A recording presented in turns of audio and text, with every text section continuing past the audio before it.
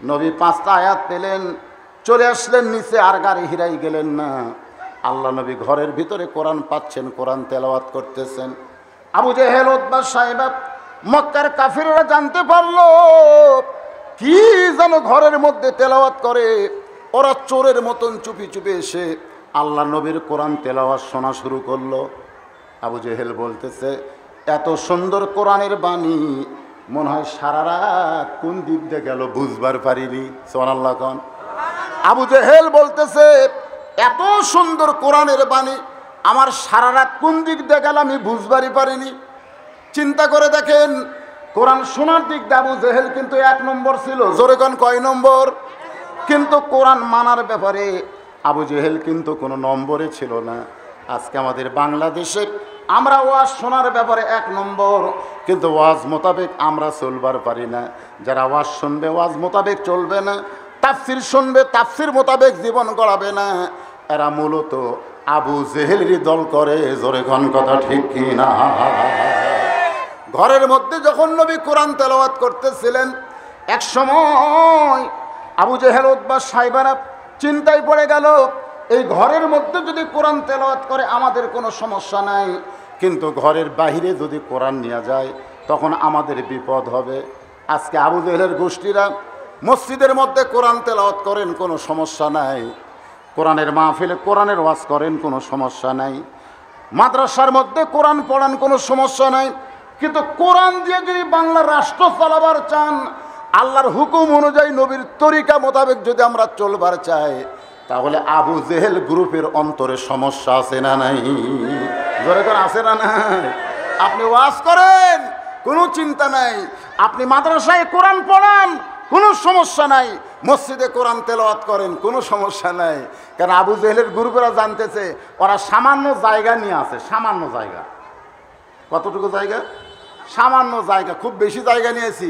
এখানে কতটুকু জায়গা? মসজিদের মধ্যে কতটুকু, মাদ্রাসার মধ্যে কতটুকু? এই সামান্য জায়গা নিয়ে কোরআন শরীফ থাকলে আবু জেহেল গ্রুপের কোনো সমস্যা। কিন্তু যখনই বলবেন আল কোরআনের আলো, সব জায়গায় জালো, জোরে কোন আল কোরআনের আলো, তখন আবু জেহেল গ্রুপ চিন্তা করবে, এ কোরআন দিয়ে যদি রাষ্ট্র চলে তাহলে হামাকের তো রাজনীতি চলবি না রে। চলবে? জোরে কোন, মানুষের তৈরি করা আইন দিয়ে কোনো রাজনীতি চলবে? চলবে আমার আল্লাহর নীতি। তাবারাকাল্লাযী বিয়াদিহিল মুলক ওয়া হুয়া আলা কুল্লি শাইইন কদির। জোরে কোন সুবহানাল্লাহ। বাধা দেওয়া শুরু হয়ে গেল। আপনি ঘরের মধ্যে কোরআন পড়েন, কোনো সমস্যা নাই, কিন্তু বাহিরে কোরআন চলবে না। নবীকে যখন বাধা দেওয়া শুরু করলো, এমন সময় প্রস্তাবও দিল, তুমি যদি ঘরের মধ্যে কোরআন পড়ো তোমাকে মক্কার মধ্যে সবচাইতে ধনী বানায় দেব, সবচাইতে ধনী। তুমি যদি ঘরের মধ্যে কোরআন নিয়ে বসে থাকো, কোরআনের চর্চা করো, মক্কার সবচাইতে সুন্দরী মেয়ে তোমার বউ করে দিব। তুমি যদি ঘরের মধ্যে কোরআন নিয়ে থাকো, মাদ্রাসা মসজিদের মধ্যে কোরআন নিয়ে থাকো, তাহলে আমরা চাঁদা তুলে তুলে তোমাকে সবচাইতে বড় ধনী বানায় দেব। তুমি আমাদের পীর সাহেব হবে, তুমি দরবারে নিয়ে বসে থাকবে, আর আমরা মাঝে মধ্যে গাড়ি ঘোড়া নিয়ে, গরু নিয়ে তোমার দরবারে চলে আসব। আল্লাহ নবী বললেন, আপনারা যেইগুলা দিবার চাইছেন সেইগুলা তো দূরের কথা, যদি আমার ডান হাতে সূর্য এনে দিতে পারেন আর বাম হাতে চন্দ্র দিবার পারেন, আল্লাহর কোরআনের দায়িত্ব থেকে আমি পিছন দিকে এক ধাপ যাইব না। সুবহানাল্লাহ। কোরআন যেইভাবে প্রচার করতে হবে, প্রসার করতে হবে, কোরআন মোতাবেক আমাদের চলতে হবে। আল্লাহ নবী সেই দায়িত্ব যখন গ্রহণ করলেন, মক্কার নেতারা দেখতেছে এখনো পর্যন্ত কোরআনের তেমন প্রসার হয় নাই, আমাদের নেতৃত্ব চলতেছে, কিন্তু যখন কোরআনের প্রসার শুরু হয়ে যাবে তখন আমাদের নেতৃত্ব আর চলবে না। কি করা যায়?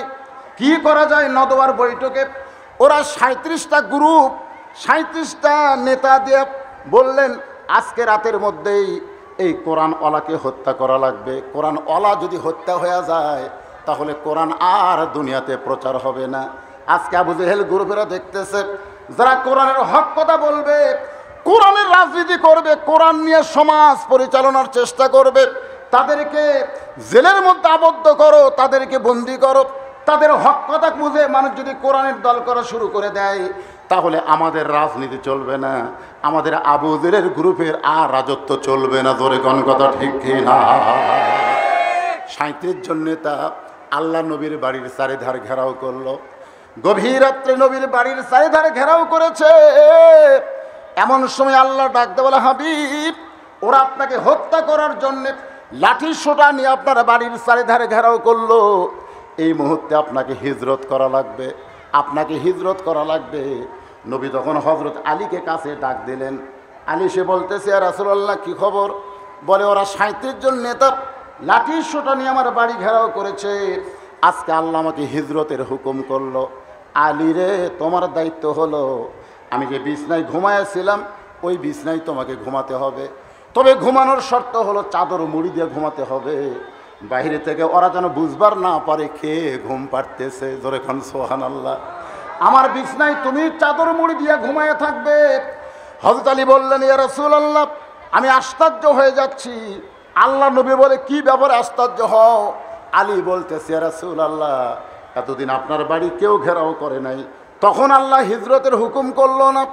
আজকে সবাই লাঠি সোটা নিয়ে যখন বাড়ি ঘেরাও করেছে, তখন আল্লাহ হিজরতের হুকুম করতেছে। আমার মনে হয় আল্লাহ ইচ্ছা করে আপনাকে বিপদের মধ্যে ফেলতেছে। আপনারা বলেন তো, হজ আলীর এই কথার যুক্তি আছে না নাই? এই জোরে কোন যুক্তি আছে না নাই? এতদিন আপনার বাড়ি কেউ ঘেরাও করে নাই, এতদিন, তখন আল্লাহ আপনাকে হিজরতের হুকুম করলো না। আজকে সবাই যখন লাঠি সোটা নিয়ে দাঁড়ায় আছে, তখন আল্লাহ আপনাকে বাড়ি থেকে বের হওয়ার হুকুম করতেছে। ঈসা নবীর জন্য আল্লাহ যদি ঘরের ছাদ ফাঁকা করে চতুর্থ আসমানে নিয়ে যাওয়ার পরে আপনি হলেন বিশ্ব নবী, তাহলে আল্লাহ কেমনে আপনাকে এত বড় বিপদের মধ্যে ফেলে দেয়? আল্লাহ নবী বলে, আলী রে, তুই বুঝবি না, আল্লাহর কৌশল বোঝা বড় কঠিন। সুবহানাল্লাহ। ভালো মানুষগুলোকে জেলখানায় ঢুকানো আর খারাপ মানুষগুলো রাস্তায় ছেড়ে দেওয়া, এর মধ্যে আল্লাহর কৌশল আছে না নাই? জোরে করে আছে না নাই? কৌশল রয়েছে। আল্লাহর বান্দারা একটু মনোযোগ দিয়ে শুনবেন। আলী নবীর বিছানায় ঘুমায় গেছে, চাদর দিয়ে চাদর দিয়ে হযরত আলী ঘুমায় গেছে। নবী আবার ফিরে এসে চাদর টান দিয়ে দেখে আলী ঘুমায় গেছে।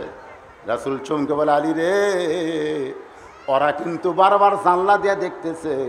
আমি নবীকে মনে করে তোমাকে হয়তো ওপর থেকে হত্যা করবার পারে, তোমার দেহকে লক্ষ্য করে তীর মারতে পারে, বর্ষা মারতে পারে, এরপরেও তুমি চাদর মুড়ি দিয়ে কেমনে ঘুমাও? আলী বলতেছে, রাসূলুল্লাহ, যেদিন থেকে আল্লাহ রাসূলকে কলিজার মধ্যে জায়গা দিয়েছি, সেদিন থেকে আমার জীবনটাও আমি আল্লাহর কাছে ওয়াকফ করেছি। ইসলামের জন্যে, আল্লাহর জন্যে, নবীর জন্যে জীবন দেওয়া একজন মুসলমানের জন্য কঠিন কিছু নয়। কিন্তু আমাদের বাংলাদেশে আমরা জীবন দেওয়াকে কঠিন মনে করি। বাজান গো, আল্লাহ কোরআনে বলেছেন, ওয়ালা তাকুলু লিমান ইউকতালু ফি সাবিলিল্লাহি আমওয়াতুন বাল আহয়াউ ওয়ালাকিন লা তাশউরুন। আল্লাহ রাস্তায় যাদেরকে হত্যা করা হয়, আল্লাহ রাস্তায় যারা জীবন দিবে, আমার আল্লাহ বলেছেন তাদেরকে তোমরা কোনোদিন মৃত্যু বলো না। আমি আল্লাহ বলতেছি, আমার রাস্তায় জীবন দেওয়ার কারণে তারা চির অমর হয়ে গেছে। সুবহানাল্লাহ কন্যা গা। আল্লাহ রাসূল ঘরের দরজা খুলে তাকায় দেখে 37 জন নেতা হাতের মধ্যে লাঠি নিয়ে, বর্ষা নিয়ে, তরবারি নিয়ে খালি তাকায় আছে নবীর ঘরের দরজার দিকে। সুবহানাল্লাহ। আরে আল্লাহ নবী বলে, আল্লাহ যেভাবে তাকায় আছে, এরপরে আপনি আমাকে বের হওয়ার হুকুম দিলেন। আল্লাহ, আমি কিভাবে এই 37টা নেতার চোখ ফাঁকি দিয়ে হিজরত করব? আল্লাহ বলেন, হাবিব, আপনার উপর যেই কোরআন নাজিল করেছি, সেই কোরআন শুধু কোরআন না, এই কোরআন হলো একটা পারমাণবিক বোমা। এই কোরআন শুধু কোরআন নয়, এই কোরআন হলো পারমাণবিক বোমা। জোরে কন্যা সুবহানাল্লাহ। এই কোরআনের 3টা আয়াত আপনি তেলাওয়াত করেন, এক মুষ্টি বালির মধ্যে ফুঁক দিয়ে সেই বালিটা আসমানের দিকে উড়িয়ে দেন। নবী 3টা আয়াত পড়ে ওই বালির মধ্যে ফুঁক দিয়ে বালিটা যখন আসমানের দিকে উড়াইয়া দেয়, আমার আল্লাহ তাআলা ওই বালিগুলো 37 জন নেতার চোখের মধ্যে ঢুকাইয়া দিছে। তাহলে আমি কাম করব কার নিয়তে? আর আল্লাহ কি করবে একটু খেয়াল করবেন। আজকে অনেকে মনে করে রাশিয়ার হাতে পারমাণবিক বোমা আছে, আমেরিকার হাতে পারমাণবিক বোমা আছে, কানাডা, জাপান, জার্মান তারা আজকে অস্ত্র নিয়ে বসে আছে। আমরা বলবো আমরা ওই সকল অস্ত্রকে পরোয়া করি না। নমরুদের আগুনের চুলা যদি আল্লাহ শান্তির বাগান বানাবার পারে, ওদের বোমাকেও আমাদের জন্য আল্লাহ তাআলা অন্য কিছু বানাবার পারে। জোরে কারণ পারে কি পারে না? ভাই রে, আমাদের কাছে বিশাল একটা শক্তি আছে। সেই শক্তি হলো আল কোরআন। ইন্না নাহনু নাযালনা যিকরা ওয়া ইন্না লাহু লাহাফিজুন। আল্লাহ কেন বললেন এই কোরআনকে জিকির হিসাবে নাজিল করেছি? কোরআন হেফাজতের দায়িত্ব আমি আল্লাহর কাছে রেখে দিয়েছি। জোরে কোন সুবহানাল্লাহ। ওরা যখন চোখের মধ্যে বালু গেলে, আপনারা বলেন চোখের মধ্যে বালি গেলে তারা কি তরবারি নিয়ে থাকবে? লাঠি নিয়ে থাকবে? সব ফেলে দিয়ে এরকম চোখ ডলতেছে। আল্লাহ রাসূল আবু জেহেলের কাছে গেছে, ও খালি চোখ ডলতিছে, বলতেছে আল্লাহ যে সুযোগ ওরকে লাঠি দিয়ে ওরকে পাশাতি বাড়ান যাবে, ওরা বুঝবারই পারবে না। কি কোন বাড়ান যাবে না? ওরা কি লাঠি নিছে, লাঠি ফেলে দিয়ে চোখ ডলতেছে। রাসূল বলে আল্লাহ লাঠি নিয়ে ওদের পিছনে বাড়ি মারলে ওরা তো বুঝবার পারবে না কে মারতেছে। আল্লাহ বলে হাবিব এখন মারার দরকার নাই, এখন আপনি হিজরত করেন, সময় মতো এদের পিটন হবে। আমার বাংলাদেশের নায়েবে রাসূলদেরকে বলা হচ্ছে এখন তোমরা একটু কষ্ট করো, এখন একটু ধৈর্য ধরো, সময় মতো আবু জেহেল গ্রুপের মার হবে। জোরে কোন কথা ঠিক কি না? কর্মী কাক কয় দেখছেন? গভীর রাত্রে আল্লাহর নবী ইসলামী আন্দোলনের কর্মী আবু বকরের দরজায়। নেতা কেমন, কর্মী কেমন, একটু বোঝার দরকার আছে না নাই? আস্তে করে ডাক দিল আবু বকর, সঙ্গে সঙ্গে দরজা খুলে গেছে। নবী চমকে বলে আবু বকর এই গভীর রাত্রে তোমার ঘরের দরজা আসতেছি, এইটা কি তুমি আগে থেকে জানতে নাকি? আবু বকর বলে ইয়া রাসূলুল্লাহ কয়েক মাস আগে আপনি বলেছিলেন একদিন গভীর রাত্রে মক্কা থেকে মদিনায় হিজরত করার হুকুম হতে পারে, আমি কিন্তু তোমাকে সঙ্গে করে মদিনায় যাব। সেদিন থেকে আজ পর্যন্ত আমি আবু বকর কোনোদিন ঘুমাইনি, সবসময় দরজার কাছে দাঁড়িয়ে থাকতাম, কখন এসে আপনি দরজায় ঠোকা মারবেন। রাসূল বললেন তাহলে চলো যাই। বলার সঙ্গে সঙ্গে আবু বকর নবীর সঙ্গে রওনা দেয়। আল্লাহ রাসূল বলে আবু বকর আমি তোমাকে চলো যাই বললাম, আর তুমি আমার সঙ্গে রওনা দিলে, একটা বার কি তোমার বিবি বাচ্চার কাছে যাইবা না? একটা বার কি বিবি বাচ্চার কাছে বিদায় নেবা না? আবু বকর বলে রাসূলুল্লাহ যেদিন থেকে লা ইলাহা ইল্লাল্লাহ মুহাম্মদ রাসূলুল্লাহ কলেমার জিকির করেছি, সেদিন থেকে আমার কলিজার ভিতরে আল্লাহ নবী ছাড়া আর কারো জায়গা নাই। সুবহানাল্লাহ। আল্লাহ নবী ছাড়া আর কারো জায়গা নাই। আল্লাহ নবীর কথাই হলো আমার ঈমান। জোরে কান সুবহানাল্লাহ। নবী বললেন চলো যাই। মক্কা থেকে মদিনা হলো উত্তর দিকে, মক্কা থেকে মদিনা হলো উত্তর দিকে, আর নবী রাস্তা নিয়েছে পূর্ব দিকে। আবু বকর বলে রাসূলুল্লাহ আল্লাহ আপনাকে মদিনায় হিজরত করার হুকুম দিলেন, কিন্তু আপনি উত্তর দিকে না নিয়ে পূর্ব দিকে কেন রাস্তা ধরলেন? হুজুর আপনি কি রাস্তা ভুল করতেছেন? আপনারা বলেন তো আমাদের নবীর রাস্তা সঠিক রাস্তা না ভুল রাস্তা? জোরে কান সঠিক না ভুল? এই জন্য আল্লাহ বলেন কুল, হে রাসূল আপনি বলেন ইন কুনতুম তুহিব্বুনাল্লাহ ফাত্তাবিউনি ইউহিব্বুকুমুল্লাহ, কেউ যদি আমি আল্লাহকে পাওয়ার চায় তাহলে আপনার রাস্তা ছাড়া পাওয়ার কোনো রাস্তা নাই। আজকে কাদরিয়া, চিশতিয়া, নকশবন্দিয়া, মুজাদ্দিদিয়া নানা ধরনের তরিকা আমরা গ্রহণ করেছি, কোনো তরিকা গ্রহণ করা লাগবে না। মুসলমানের একটাই মাত্র তরিকা হলো আল্লাহর নবীর তরিকা। জোরে বলেন কথা ঠিক কি না? এই জোরে বলেন কথা ঠিক? হায় হায় রে, কত তরিকা, কত তরিকা। তরিকা এতগুলো নয় তো, তরিকা একটা, সেটা হলো উপায় নাই রে। সবাই বলেন উপায় নাই রে, উপায় নাই রে, উপায় নাই। নবীর তরিকা বিনে আল্লাহ পাওয়ার উপায় নাই।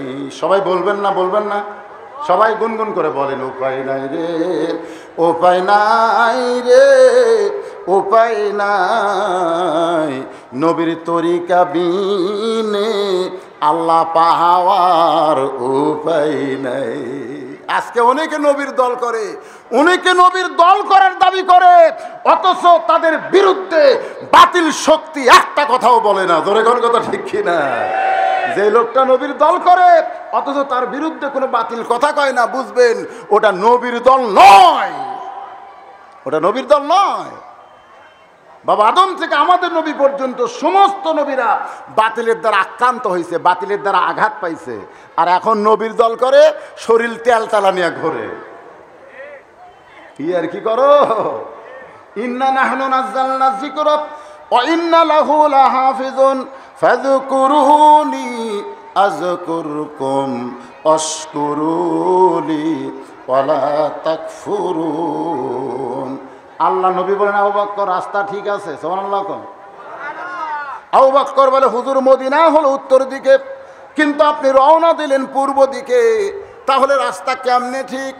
রাসূল বলেন, আবু বকর ওই যে একটা পাহাড় দেখতেছো? বলে হ্যাঁ, ওই পাহাড়ের মাথায় একটা গর্ত আছে, এই গর্তের মধ্যে আমাদের আত্মগোপন করা লাগবে।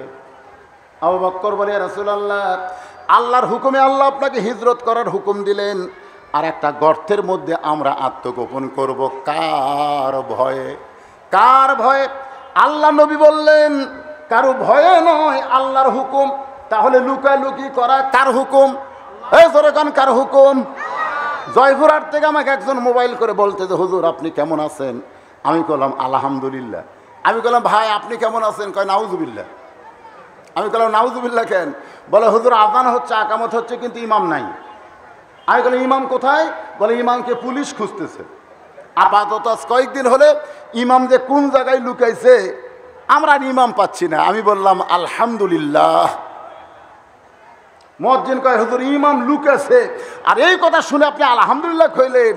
আমি কইলাম, খোঁজ না দেখো, ইমাম যদি নবীর দল করে তাহলে ইমাম বর্তমানে গাড়ে সুরের সুন্নত আদায় করতেছে। ধরে কোনো কথা ঠিক কিনা?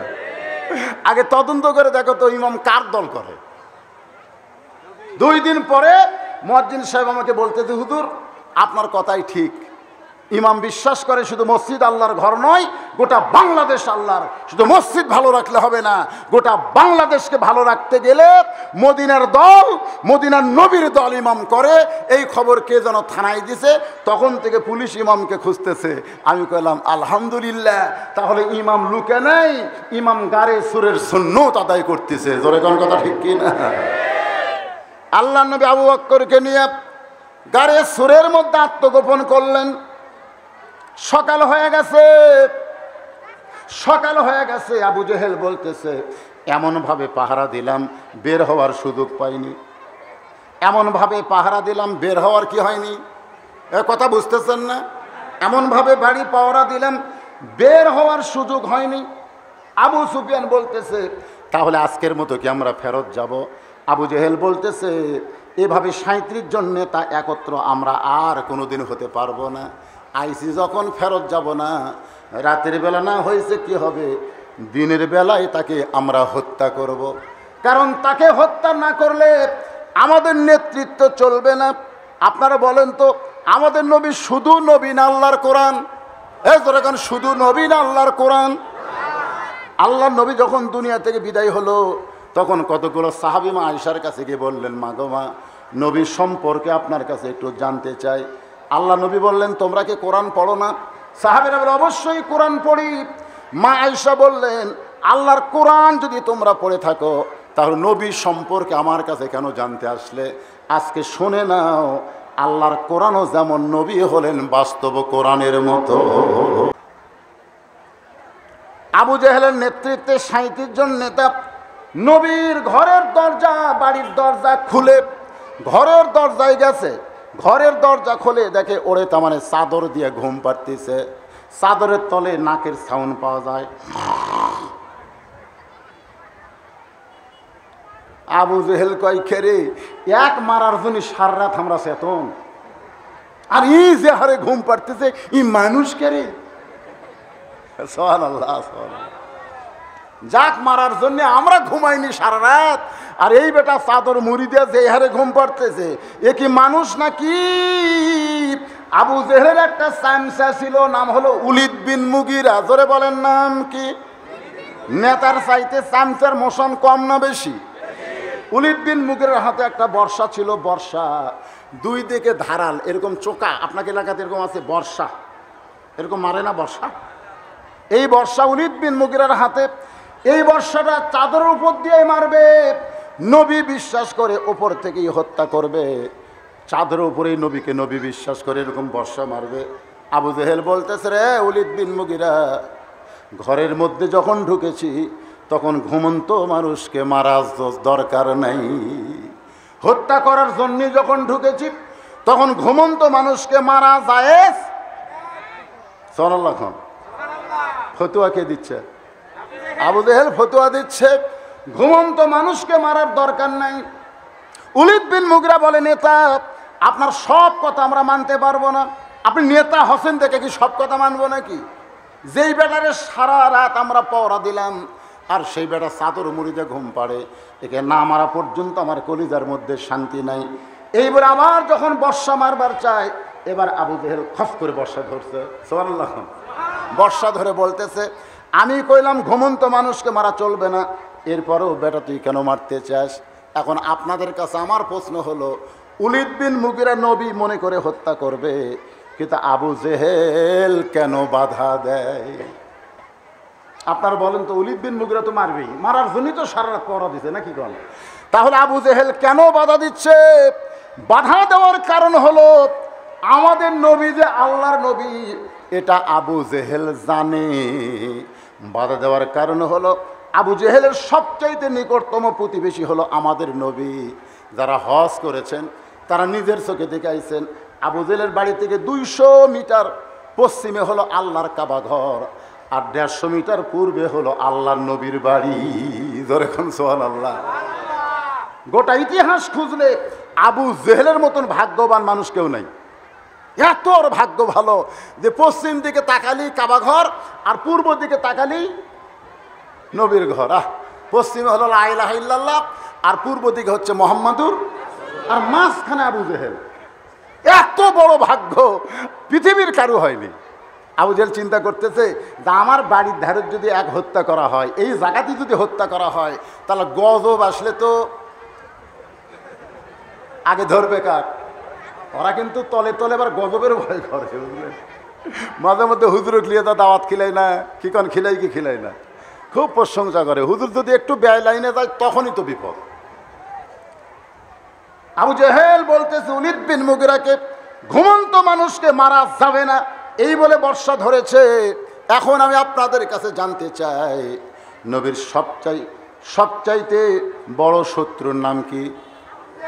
জোরে বলেন, সবচাইতে বড় শত্রুর নাম কি?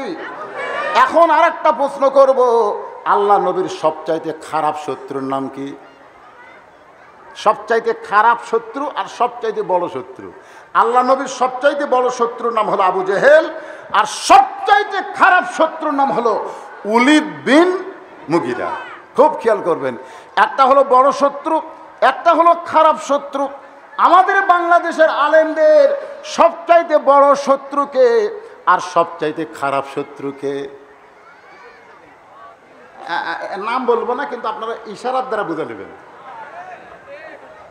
আমাদের বাংলাদেশে কতগুলো নেতা জীবনে চেয়ারম্যান হবার পারবে না। আমাদের বাংলাদেশে কিছু কিছু নেতা আছে, এরা জীবনে যদি চেয়ারম্যানও দাঁড়ায়, চেয়ারম্যানও হওয়ার পারবে না, কিন্তু ঐক্য জোটের সরকার করে এরা বিনা ভোটে এমপি মন্ত্রী হয়ে এরকে যা মোশান হচ্ছে ভাই। জোরে কোন কথা ঠিক? ওরাই কিন্তু আমাদের বর্তমান প্রধানমন্ত্রীকে বলেছে এই আলেমদেরকে সাইজ করা লাগবে। জোরে কোন কথা ঠিক? আয় হায়, ওরা 14 জন নেতা যদি কোনো মঞ্চে যায়, সামনে 500 জন মানুষ পাওয়া যায় না।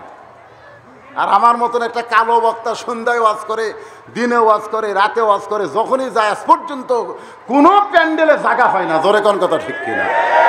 আমার বিরুদ্ধে তো লাগবেই রে ভাই।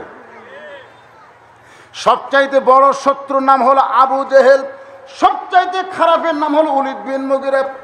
সবচাইতে খারাপ হওয়ার পিছনে কারণ হলো আল্লাহ নবীকে সবচাইতে বেশি কষ্ট দিয়েছে যেই কাফের, তার নাম হলো ওলীদ বিন মুগীরা। সবচাইতে নবী একদিন সাহাবীদের মধ্যে এরকম ওয়াজ করতেছে, ওলীদ বিন মুগীরা সাইড থেকে বলতেছে, ও মুসলমানের নবী, আপনি যদি এতই ভালো হবেন তাহলে জন্মের আগে আপনার বাপ মরল কেন? আপনারা বলেন তো, জন্মের আগে বাপ মরছে, এটা নবীর দোষ? কেউ যদি বলে হুজুর আপনি এতই ভালো বক্তা হবেন তাহলে কালো হলেন কেন? আচ্ছা, আমি যে কালো হয়েছি এটা কি আমি হয়েছি? কাল চিন্তা করে দেখেন শত্রুটা কিরকম। তা আপনি যদি এতই ভালো হবেন তাহলে জন্মের আগে আপনার বাপ মরল কেন? সঙ্গে সঙ্গে নবীর চোখ দিয়ে দর দর করে পানি আসতেছে। শিশুকালে মইরা গেছে মা, গর্ভে থাকতে মরছে পিতা, নবী চোখে দেখলেন না। কি গুনাহ হবে? গুনাহ হবে? তাহলে সবাই বলেন, শিশুকালে মইরা গেছে মা, গর্ভে থাকতে মরছে পিতা, নবী চোখে দেখলেন না। কে করিবে লালন পালন, কে দিবে সান্ত্বনা, এই দুনিয়ার বড় এতিম নবী ছিলেন একজনা। নবীর চোখে যখন দর দর করে পানি পড়তেছে, আল্লাহ ডাক বলে, হাবিবি গো, যে আপনাকে কথা দিয়া কথা বলে আপনার চোখ দিয়ে দর দর করে পানি বের করে দিল, সে ওলীদ বিন মুগীরাকে আপনি চিনেন? আল্লাহ নবী বললেন, চিনব না কেন? সে হলো মুগীরার সন্তান ওলীদ। আল্লাহ ডাক দেয়া বলে, হাবিব, দুনিয়ার সবাই জানে মুগীরার সন্তান ওলীদ, কিন্তু আসলে মুগীরার সন্তান ওলীদ না, উতুল্লিম বাদা যালিকা জানিম। সে হলো জারজ সন্তান। কারণ জারজ সন্তান না হলে আল্লাহ নবীকে কষ্ট দিবে না, জারজ সন্তান না হলে আলেম ওলামাদের কষ্ট দিবে না। আপনারা দেখবেন আপনাদের আশেপাশে আলেম ওলামার বিরুদ্ধে যারা কথা বলতেছে, বুঝবেন ওর জন্মের ঠিক নেই। ঠিক নাই? এই শালা কোনোদিন চোর ডাকাতের বিরুদ্ধে কথা কয় না, ও কোনোদিন জালেমের বিরুদ্ধে কথা কয় না, ও আলেমের বিরুদ্ধে কথা বলে। জোরে কোন কথা ঠিক ঠিক? আল্লাহ কোরআন দিয়ে বলে দিলেন, উতুল্লিম বাদা যালিকা জানিম। ও উলিরে, ও মুগীরার বেটা ওলীদ নয়, এ হলো জারজ সন্তান।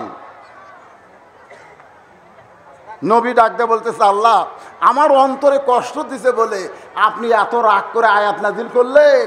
আল্লাহ বলতেছে, হাবিব, শুধু ওলীদ বিন মুগীরা নয়, কিয়ামত পর্যন্ত আপনার বিরুদ্ধে চারণ যারা করবে তারা সকলেই জারজ সন্তান। এখনো বাংলার জমিনে আমার নবীর বিরুদ্ধে যারা কথা কয় তাদের জন্মের তাদের জন্মের ঠিক নেই। কয়েকদিন পর ওলীদ বিন মুগীরা আবার নবীর সঙ্গে খারাপ ব্যবহার করবে। নবী যখন আলোচনা করে, লোকজন যখন নবীর সামনে বসে, তখন এই বেটা খারাপ শত্রু এসে নবীরে আবার কি যেন বলার জন্যে রেডি হয়েছে। কিন্তু নবীর কাছে আল্লাহ তো অস্ত্র দিয়ে রাখছে। ধরে কোন সুবহানাল্লাহ। ওলীদ বিন মুগীরা যখন কিছু বলবার চাই, সঙ্গে সঙ্গে নবী বললেন, উতুল্লিম বাদা যালিকা জানিম। যেই বলছে উতুল্লিম বাদা যালিকা জানিম, সঙ্গে সঙ্গে ওলীদ বিন মুগীরা মারছে দৌড়। আপনারা বলেন তো দৌড় মারার কারণ কি? কারণ উতুল্লিম বাদা যালিকা জানিমের বাংলা অর্থ আপনারা না বুঝলেও ওলীদ বিন মুগীরা বুঝেছে। কারণ সৌদি আরবের লোকেরা আরবি বোঝে কি বোঝে না? জোরে কান, বোঝে কি বোঝে না? আমাকে বাংলাদেশের লোকেরা আরবি বোঝে না তো। আমাকে এসে ওনার বউ আছে নির্বাচনে, এই যে আপনাকে ইউনানি ভাইস চেয়ারম্যান, মেয়ে মানুষ না? হ্যাঁ, তো ওনার স্বামী এসে আমাকে বলতেছে, হুজুর আমার বউ তো এবার নির্বাচন করতেছে, আপনি একটু দোয়া করবেন ভোটে যেন পাস করে। তাই কয়ে আমার হাতে 500 টাকা দিল। এই বলে আমার হাতে কসকস একটা 500 টাকা দিয়েছে। আমি পকেটে থুয়ে দোয়া করলাম আরবিতে। বাংলায় করলে তো বুঝবার পারবো। আমি আরবিতে একটা দোয়া করলাম, মা তারাক্তু বাদি আলা উম্মতি ফিতনাতুন আদর আলা রাজুলু মিনান নিসাই রাওয়াহুল বুখারী কিতাবুল ফিতান আল্লাহুম্মা আমিন। ও আমার সঙ্গে বলল আল্লাহুম্মা আমিন। ও যখন চলে গেছে, কিছু দূর যাওয়ার পর আর মনে হয়েছে, কে রে, আমার বউ তো আমাকে যদি জিজ্ঞাসা করে বজরিসের কাছ থেকে দোয়া চিনছ, তা আমি হয়তো বলবো 500 টাকা দিয়ে দোয়া নিছি। বউ যদি বলে কি দোয়া করলো, আমি যদি বলি আরবিতে দোয়া করছে, আরবিতে দোয়া কি বুঝতে পারছেন? ওই আরবির বাংলা কি শুনে আসেন? এর মনের মধ্যে মিন শারিল ওয়াসওয়াসিল খান্নাস এ খটকা লাগছে। ও আবার কিছু দূর যায় ফিরে এসে কয়, হুজুর আপনি যে দোয়াটা করলেন আমার বইয়ের জন্যে, এটার বাংলা কোন? তখন আমি পকেট থেকে 500 টাকা বের করে দিলাম। হুজুর টাকা খেন, লাগবে না, বাংলা লাগবে না, তুই যা। হুজুর টাকা দিছি দোয়া নেওয়ার জন্যে, আপনি আরবিতে দোয়া করলেন, আপনি আমিন কইছেন, আমও আমিন কইছে, হুজুর খালি বাংলাটা কয়ে দেন। আমি কইলাম বাংলা কইলে তুই খেপে যাবি, বাংলা বললে তুই খেপে যাবি। কারণ আল্লাহ রাসূল বলেছেন আমার উম্মতের জন্য আমার পরে সবচাইতে বড় বিপদ হলো, আল্লাহ রাসূল বলেছেন বুখারী শরীফের হাদিস, মা তারাকতু বাদি আলা উম্মতি ফিতনাতুন, আমার পরে আমার উম্মতের জন্য সবচাইতে বড় বিপদ হলো পুরুষ মানুষের জন্য নারী ভাই চেয়ারম্যান হওয়া। তো নবী কইছে আমার পরে সবচাইতে বড় বিপদ, তে তোর বউ ভাই চেয়ারম্যান হবি, সেই দোয়া আমি কর্ম করে? এটা আরবিত করছি, বাংলাত করা যাবে না। কারণ বাংলার লোকেরা বাংলা বোঝে, আরবি বোঝে। আমরা তো মাঝে মধ্যে বেকায়দা, সামনে রমজান মাস আসতেছে, খালি ইফতার পার্টির দাওয়াত, খালি ইফতার পার্টির দাওয়াত। এক শালা রোজা থাকবে না, কিন্তু ইফতারলে বসবে। এখন বলবে হুজুর হাজার টাকা খরচ করে ইফতার পার্টি দিয়েছি, ভালো করে দোয়া করেন। আপনারা বলেন তো, যারা রোজা না ইফতার নিয়ে বসে আছে এরা কি মুনাফিক না? এরা মুনাফিক না? কত বড় মুনাফিক, বারবার ঘড়ি দেখে। এই শালা মুনাফিকেরা রোজাও নেই, আবার ঘড়িও দেখে। এখনো 10 মিনিট বাকি হুজুর, এখনো 10 মিনিট। আমার কয় দোয়া করেন। আমি একটা ইফতার পার্টির বাংলায় দোয়া করি না, সব আরবিতে যত গোয়ার দোয়া আছে করি। ওরা খালি না বুঝে আমিন আমিন আমিন করে। আমি মনে মনে কয় আলেমদের বিরুদ্ধে লাগিস না। আলেম যখন বাংলায় পারবে না, তখন আরবিতে মার দিবে। জোরে কোন কথা ঠিক? উলিদ বিন মুগিরা মারছে দৌড়, এক দৌড়ে গেছে মায়ের কাছে। জোরে কোন কার কাছে? কারণ সন্তান ভালো না মন্দ এটা জানে কে? আরো জোরে।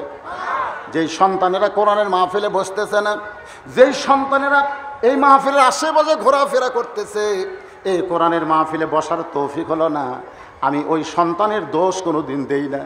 ওই সন্তানের দোষ এই কারণেই দেই না, কারণ ওই সন্তান যখন মায়ের পেটে ছিল, তখন মা পেটে নিয়ে গোটা পাড়া ঘুরেছে।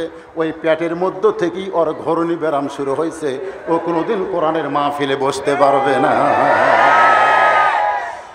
কারণ একজন মা যদি ভালো হয়, মায়ের পেটের সন্তান আল্লাহর ওলি হয়। সুবহানাল্লাহ কোন?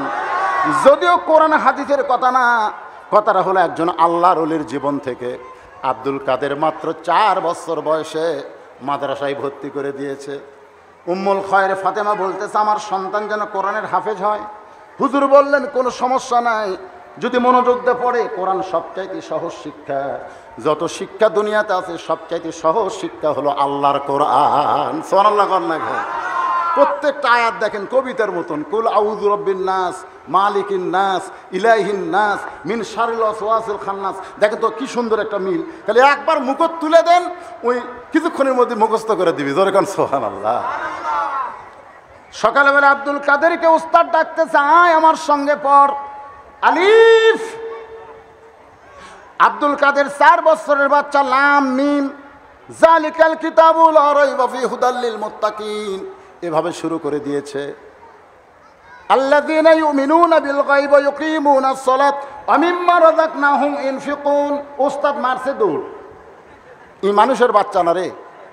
এতদিন ছাত্র পড়ালাম আলিফ বা তা সা, আর এই বেটা আলিফ কইতে লাম মিম কইতে হারে শুরু করলো। এই তো মানুষ না। ওস্তাদের দৌড় দেখে সমস্ত ছাত্র শিক্ষক বলে, হুজুর দৌড়ান কেন? বলে বড় ভয় লাগতেছে, দেখবার যদি চাও তাহলে সকলে মিলে দেখি। সবাই চারিধারে ঘিরে ধরেছে। ওই 4 বছরের বাচ্চা চোখ বন্ধ করে খালি ঝুঁকতেছে আর পড়তেছে, ইজা যুকিরাল্লাহু ওয়াজিলাত কুলুবুহুম ওয়া ইজা তুলিয়াত আলাইহিম আয়াতুহু যাদাতুহুম ঈমানা ওয়া আলা রাব্বিহিম ইয়াতাওয়াক্কালুন। এক ওস্তাদ চিন্তা করে, যে হারে পড়তেছে, একটা কোরআন শরীফ খুলে এরকম আয়াতের উপর দিয়ে আঙ্গুল বুলাই, একটা মাত্র আয়াত আব্দুল কাদের বাদ দেয় না। যেই মাত্র 18 পারা কোরআন পড়া হয়েছে, সঙ্গে সঙ্গে আব্দুল কাদের অটোমেটিক ব্রেক হয়ে যায়। ওস্তাদেরা চিন্তা করে আর কেন পারতেছে না। একজন ওস্তাদ বলে, জানবার যদি চাও তাহলে আব্দুল কাদেরের মায়ের কাছে যাও, মা ছাড়া এই গোপন খবর কেউ বলতে পারবে না। উলিদ বিন মুগিরা চলে গেছে কার কাছে? কার কাছে? আব্দুল কাদেরকে নিয়ে চলে আসছে মায়ের কাছে। মা জানলা থেকে পর্দানিশি উম্মুল খয়ের ফাতেমা জানলা দিয়ে বলতেছে, গতকাল আব্দুল কাদেরকে ভর্তি করে দিয়ে আসলাম, আজকে সে আব্দুল কাদেরকে কেন ফেরত আনছেন? আমার আব্দুল কাদের কি বেয়াদবি করলো? ওস্তাদ কান্দের বলে, মা আব্দুল কাদের চরম বেয়াদবি করেছে। আলিফ বলার পরে বা বলে না, একটানা 18 পারা কোরআন আমাদের কেমনে শুনাইলো? আব্দুল কাদেরের মা কান্দের বলে, আমি জানি না আমার আব্দুল কাদের 18 পারা কোরআন আপনাদের কেমনে শোনালো? আল্লাহর শপথ করে বলতেছি আমি জানি না। ওস্তাদ বলে, মা গোপন কথা তুমি জানো মা, একটু বলো। আব্দুল কাদেরের মা বলতেছে, আমি এতটুকুই জানি, আমি 18 পারা কোরআনের হাফেজা। আমার আব্দুল কাদের যখন পেটের মধ্যে ছিল, আমি একটা ওয়াক্ত নামাজ কোনোদিন কাজা করি নাই। কারণ মেয়েরা প্রতি মাসে 3 দিন 5 দিন 7 দিন নামাজ পড়তে পারে না, তাদের মাসিক ব্যারাম হওয়ার কারণে। কিন্তু আব্দুল কাদের যখন আমার গর্ভে আসলো, আল্লাহ আমার মাসিক ব্যারাম বন্ধ করে দিল। আব্দুল কাদের যতদিন আমার পেটে ছিল, রমজান মাস আমি সবগুলো রোজা করেছি। আব্দুল কাদের যখন ভূমিষ্ঠ হইল, আব্দুল কাদেরকে যখনই আমার স্তনের দুগ্ধ পান করাতাম, আমি আল্লাহর কোরআন পড়তাম আর আমার স্তনের দুগ্ধ পান করত। আব্দুল কাদের যখন কান্নাকাটি করত, আমি বাবু তো বাবু তো কইয়া আব্দুল কাদেরের কান্না কোনোদিন থামাই নাই। আমি আল্লাহর কোরআন পড়তাম, আব্দুল কাদের কান্না থেমে যেত। রাত্রেবেলা আব্দুল কাদের যখন আমার বিছনায় আমার সঙ্গে ঘুমাইতো, আমি এক পারা কোরআন না শোনাইলে আমার আব্দুল কাদের কোনোদিন ঘুমাইতো না। আমার মনে হয় এই 4 বছর আমি 18 পারা কোরআন বহুবার তেলাওয়াত করেছি। আমার মুখের তেলাওয়াত শুনতে শুনতে শুনতে শুনতে আমার আব্দুল কাদের হয়তো 18 পারা কোরআন মুখস্থ করেছে। সমস্ত শিক্ষক কান্দার বলে, মা যদি ভালো হয় সন্তান আল্লাহর ওলি হয়। মা যদি ভালো হয়, মা পেটে নিয়ে যখন রুকুর থেকে সেজদায় যায়, পেটের মধ্যে বাচ্চা কিন্তু এভাবে দমড় খায়। ফেরেশতা বলে, আল্লাহ তোমার বান্দি রুকুর থেকে সেজদাত গেল, পেটের মধ্যে বাচ্চা আর কি কষ্ট হয় না? আল্লাহ বলে, ফেরেশতা সাক্ষী থাক, যেই মা পেটে বাচ্চা নিয়ে নামাজ পড়তেছে, ওই মা শুধু নিজে নামাজ পড়তেছে না, পেটের বাচ্চাকেও নামাজের ট্রেনিং দেয়। এক ছেলে আমারে কয়, হুজুর 12 মাসের মধ্যে 11 মাস আমার খিদা কম, কিন্তু এই রোজার চাঁদ উঠলে খালি খিদা লাগে। হুজুর আপনি কম তো এই ব্যারাম কেন হয়েছে?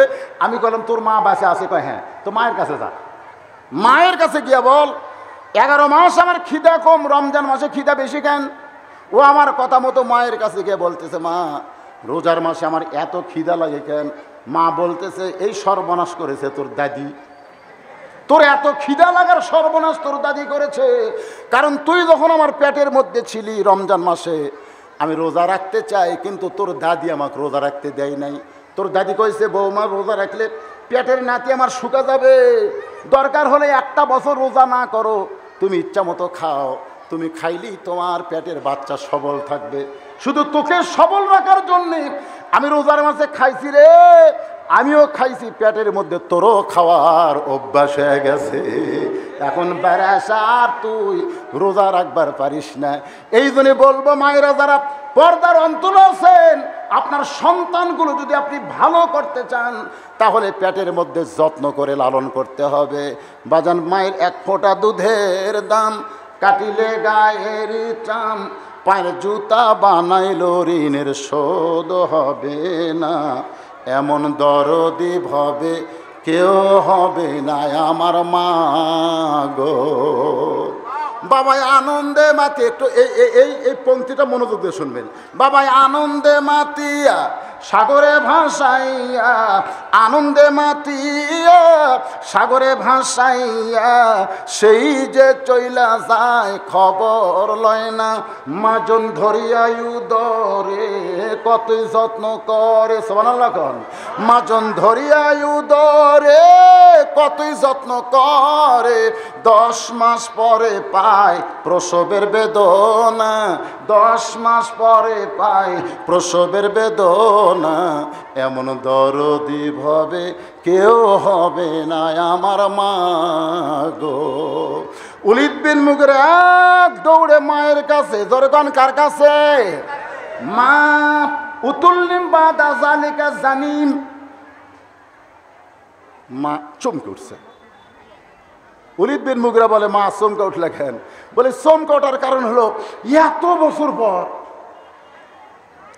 বছর পরে এই গোপন খবর তো কে দিল রে সুবহানাল্লাহ কবেন না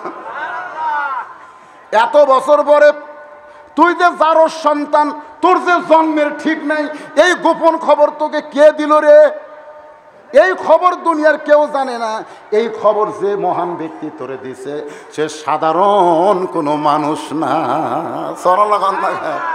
আপনার বলেন তো এই গোপন খবর কে দিছে আল্লাহ দিছে কার মাধ্যমে আপনার বলেন তো কোরআনের খবর আল্লাহর খবর সাধারণ মানুষের কাছে যায় না যাদের কাছে যায় তারা আল্লাহওয়ালা কোরআনওয়ালা জোরে কোন কথা ঠিক কিনা ভাই রে আল্লাহর কোরআন সকালবেলা পড়তেছেন তাবারাকাল্লাযী বিয়াদিহিল মুলক ওয়া হুয়া আলা কুল্লি শাইইন কাদির আপনারা বলেন তো সমস্ত ক্ষমতার মালিককে আপনি থানার ওসি সাহেবের ভাবতেছেন স্যার আপনি খালি ঠিক থাকেন আমার আর কোনো টেনশন নেই আরে ক্ষমতার মালিককে আমরা সাধারণ মানুষকে ক্ষমতা দিয়া মনে করি বিশাল কিছু আসলে বিশাল কিছু না 6 তালাস উপরে উঠে 1.5 লাখ টাকার খাট আর 12,000 টাকার কম্বল ওরে তামানে 9টার সময় চোখে মুখে দিয়া বলতেছে আমার বাড়ি আমার ঘর আমাক নামাইকে আমার বাড়ি আমার ঘর আমাক নামাইকে এই যে ক্ষমতার চেয়ারত বসছি আমি আর নামবো রাত 3টার সময় একটা ভূমিকম্প বোঝেন খালি এইরকম 9টার সময় কি কইছে আমাক নামাইকে 3টার সময় এত ফোর্সে নামছে যে কম্বলের মধ্যে লঙ্গি খোলা আছে সেটা পর্যন্ত পরবার পারে নাই ন্যাংটা হয়ে নামছে তাহলে এখন আপনারা বলেন 9টার সময় যে বললো আমাকে নামাইকে রাত 3টার সময় তাকে ন্যাংটা করে কে নামাছে তাহলে সমস্ত ক্ষমতার মালিককে বিশ্বাস রাখতে হবে সবচাইতে বড় জিকির হলো ইন্নাল্লাহ আলা কুল্লি শাইইন কাদির আমার আল্লাহর মতো ক্ষমতা আর কাহারও এই জন্য ক্ষমতার মালিকানা আল্লাহকে দিয়া একটু মনোযোগ দিয়ে কথাগুলো শুনবেন এই গোপন খবর কে জানলো রে যে তোরে জানাইছে সাধারণ কোনো মানুষ না উলিদ বিন মুগিরা বলে আমি তাকে 2 চোখে পারি না মা বলতে তুই দেখবার না পারলে কি হবে এই গোপন খবর কেমনে জানাইলো উলিদ বিন মুগিরার কিউরিসিটি বেড়ে গেছে মায়ের কাছে গিয়ে বলতেছে মা তাহলে কি বলবার চাচ্ছ মা তাহলে তুমি কি বলতে চাও মা বলতেছে রে উলিদ আমি যখন যুবতী ছিলাম তখন তোমার বাবা ব্যবসার কাজে বাইরে গেছে ব্যবসায় এত লাভ যে ঘরে আমি যুবতী বউ তোমার বাপের মনেই নাই আজকে অনেকে যুবতী বউ থিয়া চাকরি করবার যায় কি যায় না ধরে কোন যায় কি যায় না বিদেশের টাকার এত মহব্বত ভাই ঘরে যার জোয়ান বউ আছে ও কথা মনেই নেই উলিদ বিন মুগিরার মা বলতেছে মাসের পর মাস তোমার বাবা টাকার ধান্দা আমি যে যুবতী বউ ঘরে আছি এইটা তোমার বাবার মনেই নাই টাকার ধান্দা ধরে কোন কিসের ধান্দা টাকার লোভে পড়ে যুবতী বইয়ের কথা ভুলে গিয়েছে উলিদ বলতেছে মা এরপরে খবর কি মা বলতেছে আমি একা কেউ নাই আমি একা আমার মনের মধ্যে সবসময় একটা গান গায় একা কেন ভালো লাগে না কোনো কাজে মন যেন বসে না আমার কি হতে কি হইয়া গেল আমি নিজেও তো কিছু বুঝি না একা কেন ভালো আপনারা কি কোন ভাই এমন একটা বয়স আছে, এই যুবকেরা তোমাকে এমন একটা বয়স হয়েছে, সরকারি আইন হলো 21 বছরের আগে বিয়ে করা যাবে না। আর 13 বছর থেকে ব্যায়াম শুরু হচ্ছে, একা একা কেন ভালো লাগে না। হায় রে, একটা হলো সরকারি, একটা হলো দরকারি। আপনারা বলেন তো 18 বছর মেয়েদের বয়স, ছেলেদের বয়স হলো 22 বছর, এটা হলো সরকারি। তাহলে দরকারি বয়স কখন? যখন থেকে মনের মধ্যে একটা ব্যারাম ঢোকে, একা একা কেন ভালো লাগে না। ওলীদ বিন মুগিরার মা বলতেছে ঘরের মধ্যে ভালো লাগে না। আমি তখন ছাদের উপরে গেলাম, ছাদের উপরে, জোরে কোন কোথায়? ছাদের উপরে গেলাম, ছাদের উপরে গিয়ে চারিদিকে খালি তাকাইতেছি। হঠাৎ দেখতে পাই তোমার বাপের ছোট ভাই। ওলীদ বিন মুগিরার মা বলতেছে হঠাৎ আমি দেখতে পাই তোমার বাপের ছোট ভাই আমার বাড়ি তাওয়াফ করতেছে। তাওয়াফ, জোরে কোন কি? দেখবেন যেই বাড়িতে যুবতী ভাবি আছে, ভাই বাড়িতে নাই, ওই বাড়িতে কিন্তু দেওরার অভাব হয় না। জোরে কোন কথা ঠিক কি না? অনেক দেওরা আসা বলে ভাইয়া তোমার বর, আমি যে দেবর, বুঝে দেখো ভাবি কার বেশি দাবি। ভাইয়া গেছে মালয়েশিয়ায়, আমি এখন আছি। এই গতকালের খবর রে, 17 মার্চের খবর। নিজের মা মিষ্টির মধ্যে বিষ খাওয়ায়া নিজের মেয়েকে হত্যা করেছে। দোষ দিছিল নাপা সিরাপের। জোরে কোন কথা ঠিক না? নাপা সিরাপের দোষ দিছিল। হায় হায়, আপনার বলেন তো এর কারণ হলো পরকিয়া। জোরে কোন কি কিয়া? তাহলে যুবতী বউ রাইকা যারা বিদেশের টাকা মারতেছ, তোমাকে যুবতী বউয়ের খবর কি একটাবার নিছ? একটু মনোযোগ দিয়ে শোনেন। ওলীদ বিন মুগিরার মা বলতেছে আমি ছাদের উপরে গিয়া দেখি তোমার বাপের ছোট ভাই। দেখার পরেই মিন শারিল ওয়াসওয়াসিল খান্নাস, আমার অন্তরের মধ্যে খান্নাস জাগ্রত হলো। আমি আস্তে আস্তে তোমার বাপের ছোট ভাই চাচার দিকে, তোমার চাচার দিকে তাকায় থাকলাম, চোখে চোখে চোখে চোখে। বুঝবার পারছে, মরদ মানুষ বুঝবার পারছে। মেয়ে মানুষ চোখ টিপে মারছে, মরদ মানুষ কিন্তু বুঝবার পারে। মেয়েরা যখন অন্যায় এইভাবে দেয়, মেয়েরা যখন অন্যায় এইভাবে দেয়, তখন কিন্তু পুরুষেরা বুঝবার পারে মেয়েটার লজ্জা আছে। যেরকম ঠিক কিনা? যখন অন্যটা ঘুরে এইভাবে দেয়, এইভাবে, তখন ছেলেরা বুঝবার পারে ও আমাকে খাবার জন্য ডাকতেছে। রাস্তায় মেয়েরা ঘুরতেছে, কে কিভাবে ঘুরতেছে, আমাদের ছেলেরা এত বোকা না, এরা সব বুঝবার পারে। জোরে কোন কথা ঠিক কিনা? বুঝবার পারে। ওলীদ বিন মুগিরার মা চোখ টিপি মারছে। জোরে কোন কি টিপি? দেওরা দরজার কাছে আইসা দেখে শিশিম ফাঁক, দরজা খোলাও শেষ হয়ে গেছে। ঘরের মধ্যে গেলে একটাও পুরুষ মানুষ খারাপ না, আমাদের একটা ছেলেও খারাপ না। আমাদের বাংলাদেশের ছেলেরা সোনার ছেলে।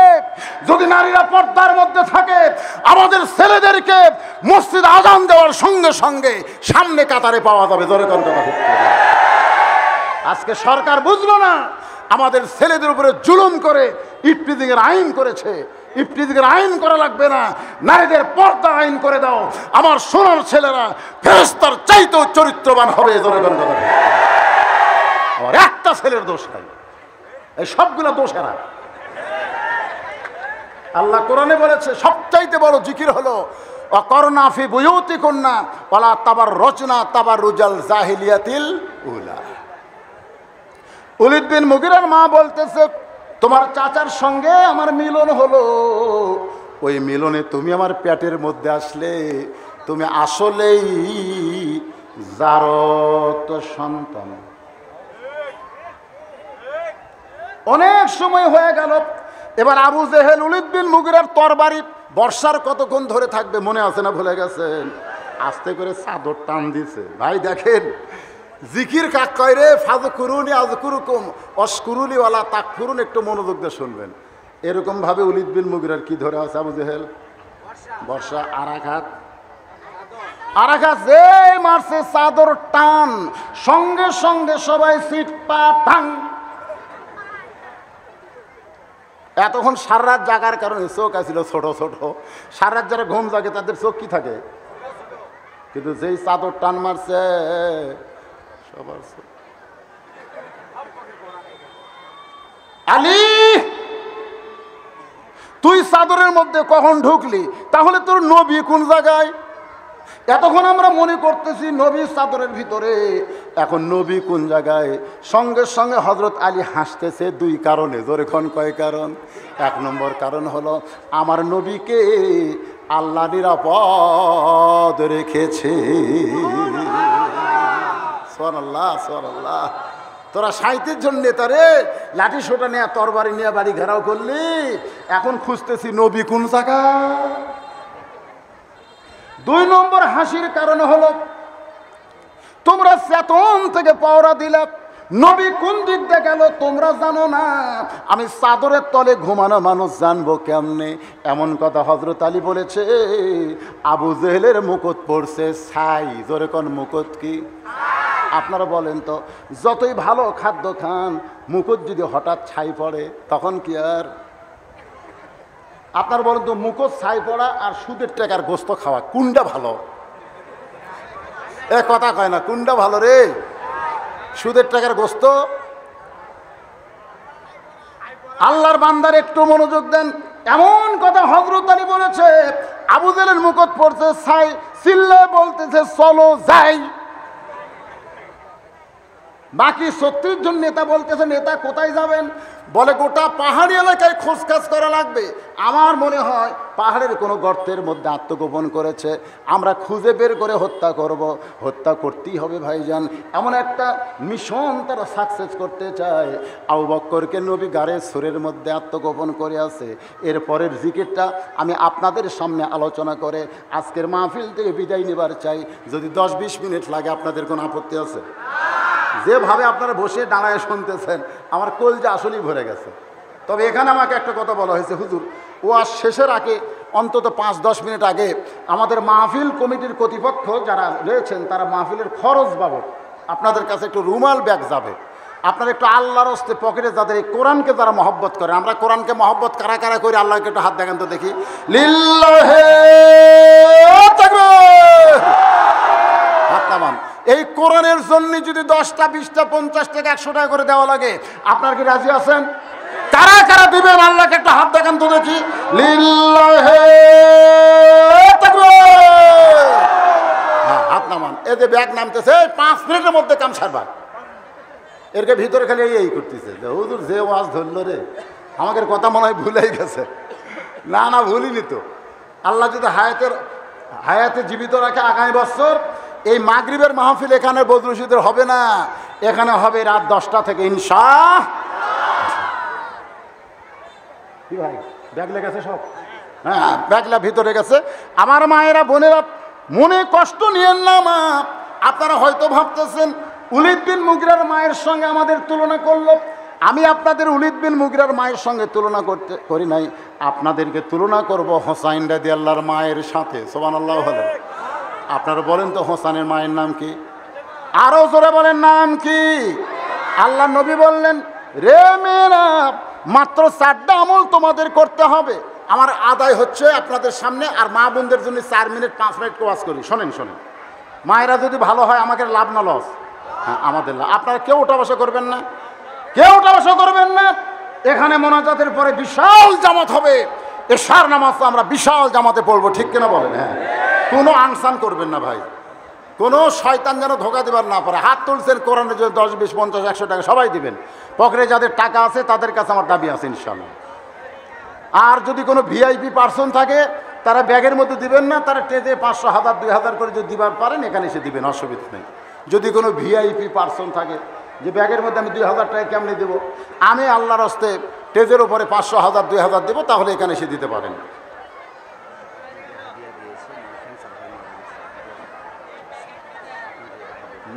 মোসাম্মত রোকেয়া বেগম, স্বামী আনিসুর রহমান। কে মারা গেছে?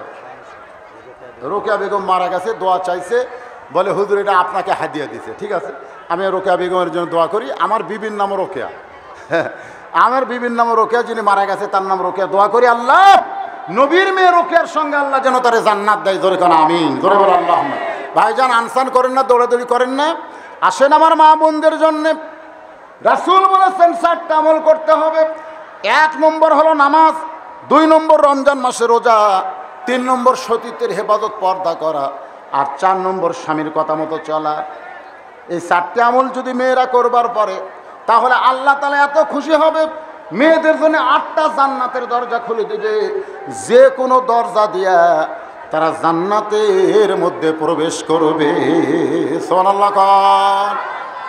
হইচই করেন না যারা আদায় করতেছেন, ইশারা দিয়ে চুপি চুপি চুপি চুপি। আর সব ব্যাগগুলো এই স্টেজে নিয়ে আসবেন, সমস্ত ব্যাগ স্টেজে নিয়ে আসবেন। গাড়ে সুরের মধ্যে আল্লাহ নবী আবু বকরকে নিয়ে আত্মগোপন করে আছে না নাই? যখন আছে না নাই? আল্লাহ নবীকে কতক্ষণ লুকায় রাখবেন? নবীকে গর্তের ভিতর থেকে বার করার দরকার আছে? যখন আছে না নাই? হ্যাঁ, আমি অল্প সময়ের মধ্যে বের করে আল্লাহ নবী মদিনায় যাবেন। মদিনায় হিজরত করার পরে অবস্থাটা ইসলামের কি হবে, এর উপরে একটা হিন্স দিয়ে আজকের আলোচনা। ফাযকুরুনি আযকুরকুম ওয়াশকুরুনি ওয়ালা তাকফুরুন। ওয়াশকুরুনি, আমরা শুকর গুজার করব কার? আল্লাহর। আল্লাহ বলেছেন ওয়ালা তাকফুরুন, তোমরা কখনই কুফরি করো না। ইয়া আইয়ুহাল্লাযীনা আমানু, যারা আমাকে বিশ্বাস স্থাপন করেছো, আস্তাঈনু বিস-সাবরি ওয়াস-সালাহ, তোমরা ধৈর্য এবং নামাজের মাধ্যমে আল্লাহর কাছে তোমরা চাও। ইন্নাল্লাহা মা'আস-সাবিরিন, ধৈর্যশীলদের সঙ্গে আল্লাহ রয়েছে। রাখবে না, ভালো লাগবে না। সবাই একটু জিকির করেন, লা ইলাহা ইল্লাল্লাহ, লা ইলাহা ইল্লাল্লাহ, লা ইলাহা ইল্লাল্লাহ, লা ইলাহা ইল্লাল্লাহ, লা ইলাহা ইল্লাল্লাহ, লা ইলাহা, লা ইলাহা ইল্লাল্লাহ মুহাম্মাদুর রাসূলুল্লাহ সাল্লাল্লাহু আলাইহি ওয়াসাল্লাম। বাজান একটু খেয়াল করবেন, মা ফাতেমা আল্লাহর নবীর কাছে এসে বলতেছে, বাবা মেয়েদের জন্য 4টি আমলের কথা বললেন। মায়েরা শোনেন, আবার বাড়ি যাবেন আর বলবেন হুজুর আমাকে ওয়াজ করে নাই, খালি আমাকে বিরুদ্ধে ওয়াজ করছে। শোনেন, মা ফাতেমা আল্লাহর নবীর কাছে এসে বলতেছে, বাবা মেয়েদের জন্য যে 4টি আমলের কথা বললেন, কি হলো, কি হয়েছে? আরে আমি তো বুঝবার পারি আপনাকে চেহারা দেখলে যে সবাই হা করে তাকা আছেন, কথাগুলো বুঝতেছেন না। আসলে মাইক খারাপ না, মাইকের সেটিংটা মনে হয় একটু অসুবিধা হয়েছে। মাইক খারাপ না, মাইক খারাপ নয়, একেবারে খারাপ না। খবরদার মাইক খারাপ বলবেন না, সেটিংয়ের মধ্যে কম বেশি হতে পারে।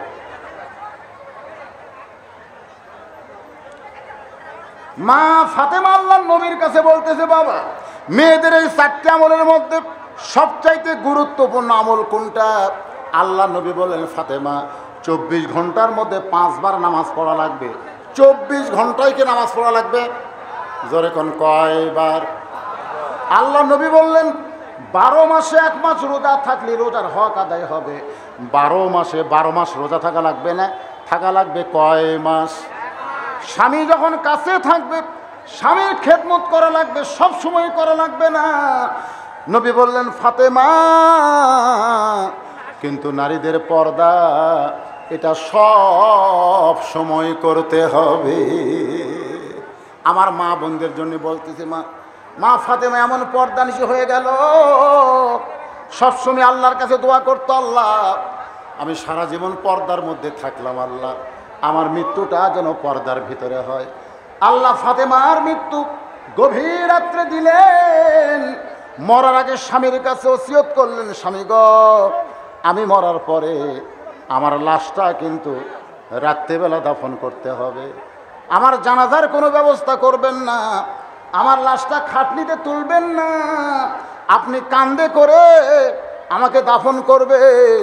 হযরত আলী মা ফাতেমাকে দাফন করার পরে আল্লাহর কাছে বলতেছে, আল্লাহ আমার ফাতেমা পর্দানিশী ছিল, আমি স্বামী তার উপর খুশি হয়ে গেছে, আল্লাহ তুমি ফাতেমার পর্দাকে কবুল করে নাও। এই দোয়া করে হযরত আলী যেই মাত্র জান্নাতুল বাকি দিকে তাকায়, এই মাত্র ফাতেমাকে কবর দিছে, কিন্তু সেই কবর আর নাই, সামনে কয়েকটা পুরাতন কবর দেখা যায়। আলী কান্দের বলে, ফাতেমার কবর এই মাত্র কবর দিলাম, সেই ফাতেমার কবর কোন জায়গায়? ফাতেমার কবর, ফাতেমার কবর যখন বলে, এমন সময় গায়েব থেকে আওয়াজ আসতে, আলী রে, ফাতেমা হলো পর্দানিশী। আমি আল্লাহ তার জীবনের পর্দাকে কবুল করে মৃত্যুর পরে জোহরা ডিগ্রি দিয়া ফাতেমার কবরটাকেও কিয়ামত পর্যন্ত পর্দা করেছি। আমার মায়েরা, সেই ফাতেমা কিন্তু সাধারণ কোনো নারী নয়। প্রত্যেক জুমায় পুরুষ মানুষেরা শোনে, সানি খুতবার মধ্যে ইমাম সাহেব বলে, খাতুনে জান্নাত সাইদাতুন নিসাই আহলুল জান্নাত ফাতেমাতুজ জোহরা, জান্নাতি সমস্ত নারীদের নেত্রী হবে ফাতেমা। সেই ফাতেমা যাকে সাইন করবে তিনি জান্নাতে হবে, ফাতেমা যাকে সাইন করবে না সে জান্নাতে যাবে না। ফাতেমা কেবলমাত্র পর্দানিশী, পর্দার ভিতরে যে মেয়েরা থাকবে তাদেরকে জান্নাতে নিয়ে নেবে। আমার মায়েরা, আপনার অন্য আমল যদি কমজোরিও হয়, নামাজ যদি আপনি কম কম পড়েন চলবে, রোজাও যদি কম করেন, এই শবে বরাতের রোজা, এই শবে মেরাজের রোজা, এই শবে কদরের রোজা, এই 12 চাঁদের রোজা, রোজা থাকার কয় নম্বর? আমি মায়েদের বলি, এইগুলো আমল যদি কমও হয়, কিন্তু পর্দার ব্যাপারে কোনো ছাড়ছাড়ি দেওয়া যাবে না। মা, আমি একজন লোককে বলেছিলাম, ভাই আপনার বউটা সারাদিন গ্রামগঞ্জে ঘুরে বেড়ায়, আপনার বউ তো তেমন পর্দা করে না ভাইজান, আপনি মনে কষ্ট নিন না, আপনার বউ যদি এখন মরে তাহলে আপনার বউ কয় কাপড় দিবেন? লোকটা বলতে, হুজুর আমার বউ এখন মরবে কেন? আপনি যদি মরে, মনে করেন আপনার বউ এক সপ্তাহের মধ্যে, এক মাসের মধ্যে মরল, তাহলে আপনি কয় কাপড় দিবেন? তখন বলে, হুজুর মরে গেলে তো 5 কাপড় দিবই।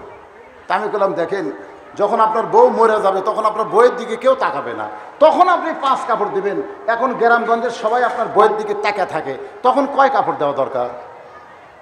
আপনারা বলেন তো, মরে গেলে যদি মেয়েদের 5 কাপড় দেওয়া লাগে, তাহলে বেঁচে থাকতে কয় কাপড় দেওয়া লাগে? এটা মেয়েদের হিসাব করার দরকার আছে না নাই? দরকার আছে না নাই?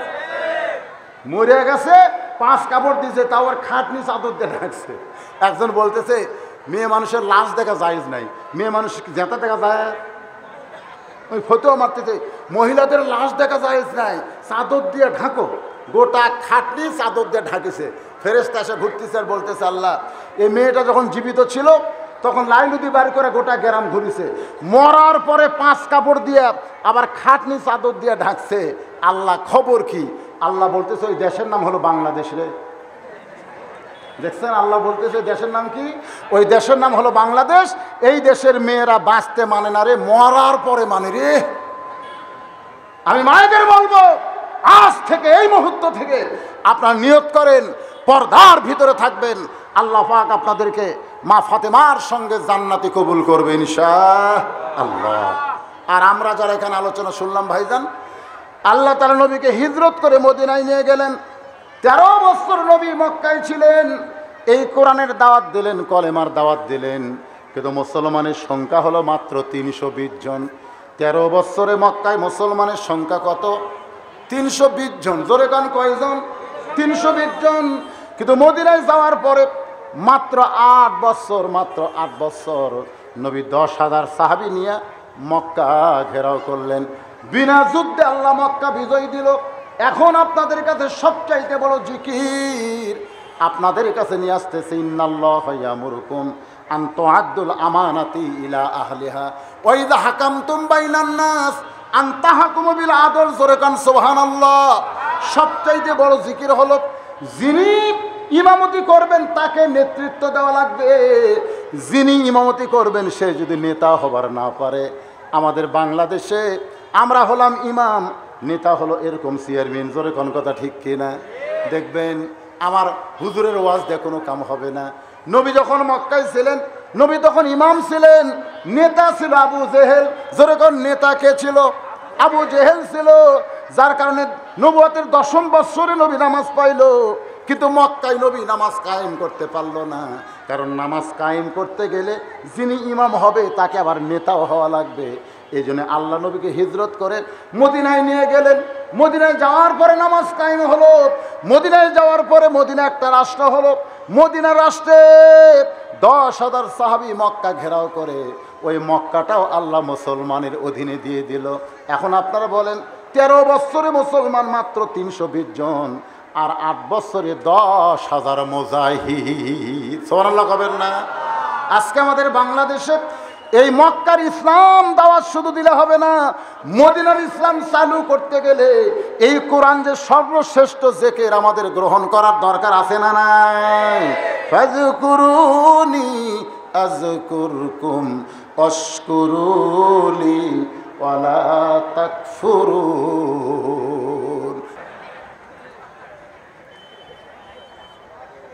বুড়ি বললেন, বাবা নূহ, বন্যা গজব যখন শুরু হবে তখন সবাই যদি তোমার এই নৌকায় উঠবার চায়, এই হাজার হাজার লক্ষ লক্ষ মানুষ তোমার এই ছোট্ট নৌকার মধ্যে কি জায়গা হবে? নূহ নবী বললেন, বুড়িমা, এ নৌকায় ওঠার শর্ত হলো লা ইলাহা ইল্লাল্লাহু নূহু নবিয়ুল্লাহ।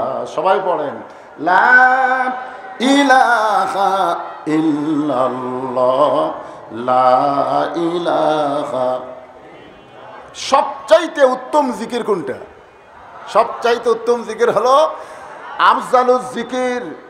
সবচাইতে উত্তম জিকির হলো লা ইলাহা ইল্লাল্লাহ। বাবা আদম থেকে আমাদের নবী পর্যন্ত সমস্ত নবীদের মুখে এই জিকির ছিল কি ছিল না? আমাদের বাংলাদেশে জিকির আছে না নাই? আমাদের একটা দল হলো জাকের পার্টি। জোরে কোন কি পার্টি? মানে সবসময় জিকির করে, এই জন্য ওদের নামই হলো জাকের পার্টি। তবে ওরা জিকির একটু পাল্টাছে। আমার দয়াল বাবার দরবারেতে কেউ ফিরে না খালি হাতে। হুহা হুহা। আসলে জিকিরটা করা লাগবে এইভাবে, আমার দয়ার আল্লাহর দরবারেতে কেউ ফিরে না খালি হাতে। আল্লাহ আল্লাহ লা ইলাহা ইল্লাল্লাহু মুহাম্মাদুর রাসূলুল্লাহ। নূহ নবী বললেন, বুড়িমা, ইমানদার বান্দা বান্দি যারা নৌকার ভিতরে জায়গা পাবে তারা, বেঈমানদের জায়গা নৌকাতে হবে। সঙ্গে সঙ্গে বুড়ি বললেন, লা ইলাহা ইল্লাল্লাহু নূহু নবিয়ুল্লাহ। নূহ বললেন, বুড়িমা, বন্যা গজব যখন শুরু হবে তখন আপনার হাতটা ধরে আমি আপনাকে নৌকার ভিতরে উঠায় নেব। সঙ্গে সঙ্গে বুড়ি বললেন, আলহামদুলিল্লাহ। আপনারা বলেন তো, বন্যা গজব যখন শুরু হবে তখন বুড়িটার হাত ধরে নৌকায় কে তুলবে? নূহ নবী। জোরে গান কে তুলবে? আর বুড়ি প্রশংসা করলো কার? তার মানে বোঝা গেল কোনো মানুষের প্রশংসা করা যাবে না। প্রশংসা যদি করতে হয় কেবলমাত্র আল্লাহর করতে হবে। আর আল্লাহর প্রশংসা যেই বান্দা বান্দি করবে এটাই হলো সবচাইতে বড় জিকির। আমরা কার করি? কার প্রশংসা করেন? তো বুঝে শোনা কন, আল্লাহর প্রশংসা। বন্যা গজব শুরু হয়ে গেল, টাইনা নেওয়ার কোনো সাইজ নাই, টাইনা নেওয়ার কোনো ক্যাপাসিটি নাই। কারণ আপনারা লিখছেন করোনা মহামারী থেকে মুক্তির জন্য। করোনার কথা যখন বলছেন তখন ফাঁক ফাঁক হয়ে বসা লাগবে। যখন ঠিক না, চাপা যাবেই না। কারণ করোনা মানুষকে ইমান থেকে, আমল থেকে, আল্লাহ থেকে, ইসলাম থেকে ফাঁক করে দিয়েছে। ধরে কোন কথা ঠিক কিনা? প্রতি বছর ক্যান্সার হয়ে 50,000 মানুষ মরে, অথচ এই খবর সরকারের খাতাত নাই। 3 বছরে মরছে মাত্র 29,000। এইটা নিয়ে সরকার যে কি করলো ভাই, জোরে কোন কথা ঠিক কিনা? মসজিদ পর্যন্ত ফাঁক করে দিছে। হায় হায়, করোনা। শোনেন, আমরা যারা মুসলমান আমরা ভয় করব করোনা আল্লাহ। জোরে কোন করোনা না আল্লাহ? আল্লাহ বলছে জমে জমে বসো, আর করোনা বলতেছে ফাঁক ফাঁক হয়ে বসো। আপনারা কোনটা মানবো, করোনা না আল্লাহ? আল্লাহ যদি মানেন তাহলে ওয়াতাসিমু বিহাবলিল্লাহি জামিয়া ওয়ালা তাফাররাকু, তোমরা জমে জমে বসো, তোমরা ফাঁক হইও না। সেই হিসাবে আমাদের জমে জমে বসার দরকার আছে না না? হ্যাঁ, আপনাদের বলবো আল্লাহ যদি মানেন তাহলে কারো সামনে যদি 4 আঙ্গুল জায়গা থাকে আল্লাহর হস্তে, ধরে কোন কার হস্তে? হ্যাঁ, জমে জমে বসেন, জমে জমে বসেন আর জিকির করেন লা ইলাহা ইল্লাল্লাহ, লা ইলাহা, লা ইলাহা ইল্লাল্লাহু মুহাম্মাদুর রাসূলুল্লাহ সাল্লাল্লাহু আলাইহি ওয়াসাল্লাম। হ্যাঁ, জবান বন্ধ রাখেন, জবান বন্ধ রাখেন। আল্লাহ রাসূল বলেছেন ইন্নাল জান্নাতা তুশতাকু ইলা খামসাতি নাফারিন, নিশ্চয় 5টা দলের জন্য আল্লাহর জান্নাত আশা করে আছে। তার মধ্যে একটা দল হলো হাফিজুল লিসান, যারা নিজের জবানকে সংযত রাখবে, কথা বলবে দরকার অনুযায়ী, অপ্রয়োজনীয় কথা বলবে, দরকার অনুযায়ী বলার দরকার আছে না নাই? যখন সুবহানাল্লাহ বলার দরকার তখন কি জবান বন্ধ থাকবে না খুলবো? যখন আলহামদুলিল্লাহ বলার দরকার তখন কি জবান বন্ধ না খুলবো? যখন বলতে হবে লিল্লাহি তাকবীর তখন কি জবান বন্ধ না খোলা? মাশাআল্লাহ, জাগা মতো এই জবান ব্যবহার করতে হবে।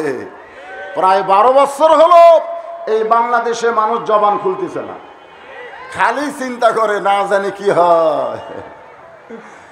একটা মুসলমান আজরাইল ধরার চিন্তা করে না, খালি চিন্তা করে পুলিশ ধরা। জোরে কোন কথা ঠিক কি? আয় হাই রে, এত পুলিশ ধরার অ্যাপ ধরার চিন্তা করলে মুসলমান শুধু জীবন হয়তো কিছুদিন বাঁচবে, কিন্তু ঈমান বাঁচানো কঠিন হবে। জোরে কোন ঠিক কি না? এই জন্য প্রয়োজনীয় কথা বলবেন। আপনারা সামনের দিকে জমে বসবেন, ইশারা করে বলবেন, সামনে জমে বসবেন। যারা দাঁড়িয়ে আছেন দাঁড়িয়ে থাকেন, অসুবিধা নেই, ছোট জায়গা। তো কি বলতেছিলাম একটু খেয়াল করেন। বন্যা গজব শুরু হয়ে গেল, একাধারে 40 দিন। জোরে কোন কয় দিন? পাহাড় পর্বত, সবচাইতে উঁচু পাহাড় হলো হিমালয় পাহাড়, সেই পাহাড় পর্যন্ত পানির তলে ডুবে গেল। 40 দিন পর পানি কমতে কমতে আবার স্বাভাবিক অবস্থায় যখন ফিরাইছে, নূহ নবীর নৌকা যদি পর্বতে। আল্লাহ ডাকতে বলে নূহ খবর কি? নূহ বলতেছে আলহামদুলিল্লাহ। আল্লাহ কয় নূহ খবর কি? নূহ বলতেছে আলহামদুলিল্লাহ। নৌকার ভিতরে যারা জীবিত আছে তারা, নৌকার বাহিরে যারা ধ্বংস হয়েছে তারা।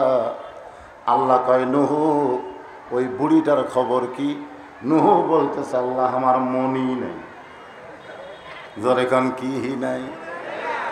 যেই নূহ বললেন বুড়িমা বন্যা গজব শুরু হলে আমি আপনাকে হাত ধরে নৌকায় উঠাবো, সেই নূহ নবী বলতেছে আল্লাহ আমার মনই নাই। তার মানে বোঝা গেল বিপদ আপদ মুসিবত যখন শুরু হবে, একটা নবী পর্যন্ত যদি ভুলে যায়। আজকে আমাদের বাংলাদেশে অনেকে বলে আমার কোনো টেনশন নাই, আমি পীর ধরছি। জোরে কোন কি ধরছি? আমি পীর ধরেছি, বিপদ আপদ মুসিবতে পীর আমাকে রক্ষা করবে। আসলে পীর পারবে না, নবী পারবে না, শুধু একজন নবী পারবেন, তিনি হলেন মানজাল্লাযী ইয়াশফা ইনদাহু ইল্লা বিইজনিহি। ভাগ্য গুণী তিনি, কেবলমাত্র আমাদের নবী। নিদানে আখেরাতে তরাইতে পলসিরাতে কান্ডারি হইয়া নবী পার করিবেন সেই তরণী।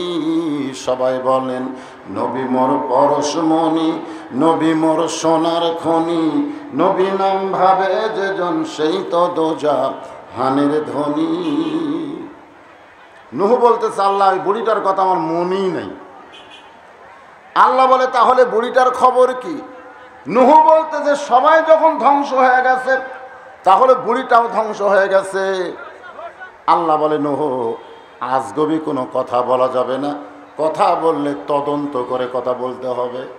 তুমি তদন্ত করে দেখো তো বুড়িটার খবর কি।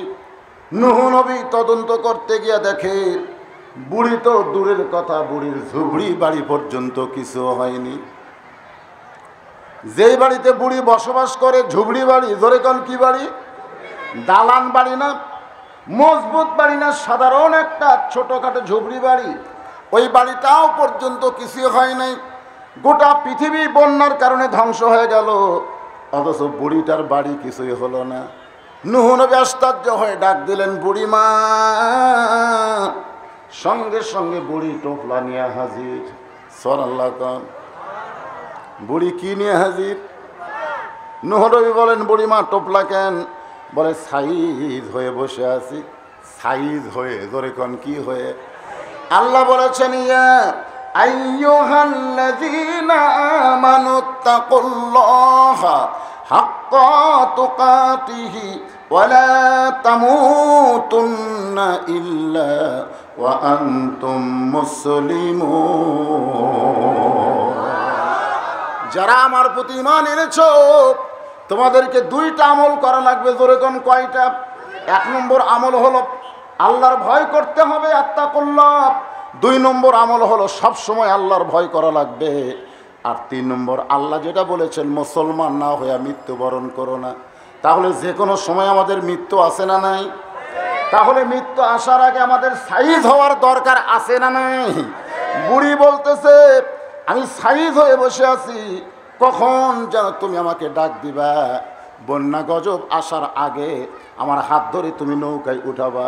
এই জন্য সাইজ হয়ে বসে আছি বাবা, বের হতে যেন দেরি না হয়। নূহ বললেন, বুড়িমা বন্যা গজব শেষ, গোটা পৃথিবী ধ্বংস হয়ে গেছে। আপনার কাছে আমি জানতে চাই, আপনি এমন কি আমল করেছেন যে আমল করার কারণে সব ধ্বংস হলো, অথচ আল্লাহ পাক আপনাকে জীবিত রাখলো? সঙ্গে সঙ্গে বুড়ি কান্দে আর বলে, নূহ, দুনিয়ার সবাই সবাইকে ভুলতে পারে, কিন্তু আমার আল্লাহ কোনোদিন আমাকে ভুলবে না। লা ইলাহা ইল্লাল্লাহ। নূহ রে, তুমি যখন আমাকে হাত ধরে নৌকায় উঠাবার চাইছিলে, তখন আমি প্রশংসা করছিলাম কার? আরো জোরে বলেন, কার? তাহলে সব সময় যারা আল্লাহকে স্মরণ করবে, যত বড়ই গজব হোক না কেন, আল্লাহ তাদেরকে স্মরণ করে সমস্ত বিপদ আপদ থেকে তাকে আল্লাহ হেফাজত করবে। ফাযকুরুনি আযকুরকুম ওয়াশকুরুলি ওয়ালা তাকফুরুন।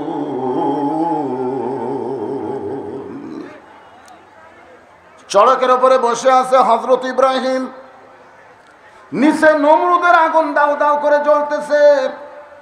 নমরুদ চুলা জ্বলাইছে, আগুন জ্বলাইছে, ইব্রাহিমকে হত্যা করবে।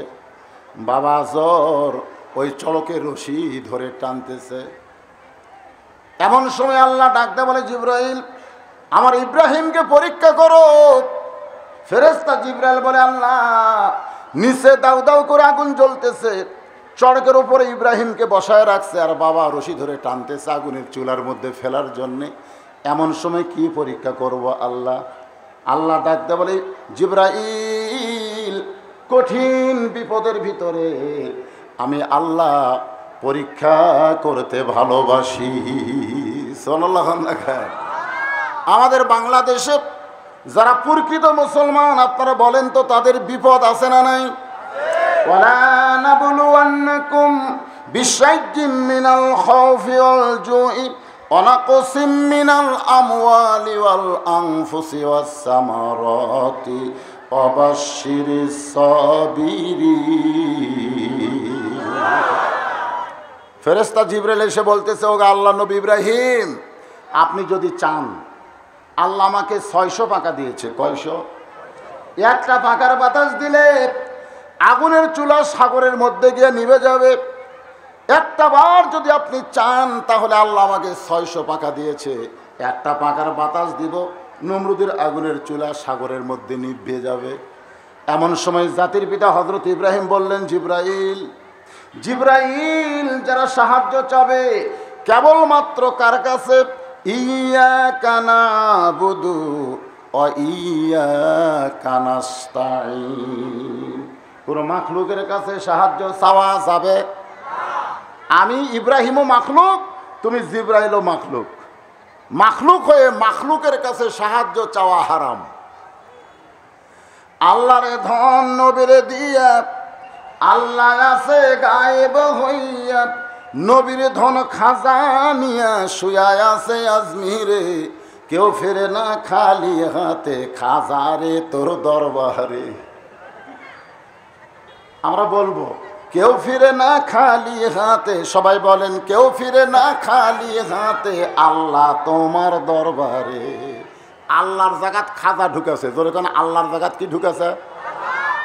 আমিও মাখলুক, খাজাও মাখলুক। কোন মাখলুক মাখলুককে সাহায্য করতে পারে না। তুমি জিবরাইল, তুমি আমারে সাহায্য করবা। নিচে নমরুদের আগুনের চুলা জ্বলুক, আগুনের চুলার মধ্যে পুড়ে সারকার হয়ে যাওয়ার পারি, কিন্তু হাসবি আল্লাহ পড়েন, হাসবি আল্লাহ নিমাল ওয়াকিল, অনিমাল মৌলা, অনিমান নাসির। চলকে যেই মাত্র রশি টান মারছে, ইব্রাহিম নবী চুলার মধ্যে পড়তেছে, আল্লাহ ডাক দেওয়াল, আগুন রে। চুলার উপরে যে ইব্রাহিম আমার জিকির করলো, যে ইব্রাহিম আমাকে স্মরণ করলো, আমি আল্লাহ তার জন্য স্মরণের ঘোষণা দিলাম। কুলনা ইয়া নারু কুনি বারদাও ওয়া সালামান আলা ইব্রাহিম। এইরকম বিপদের মধ্যে কি আমরা পড়ছি? তারপরেও স্মরণ করব কাকে? আরো জোরে বলেন। আজকে জিকির নিয়ে কথা বলতেছি, যেই কোরআন থেকে আপনারা আলোচনা শুনবেন ভাইজান, এই কোরআনকেও আল্লাহ বলেছেন, ইন্না নাহনু নাযালনা যিকরা ওয়া ইন্না লাহু লাহাফিজুন।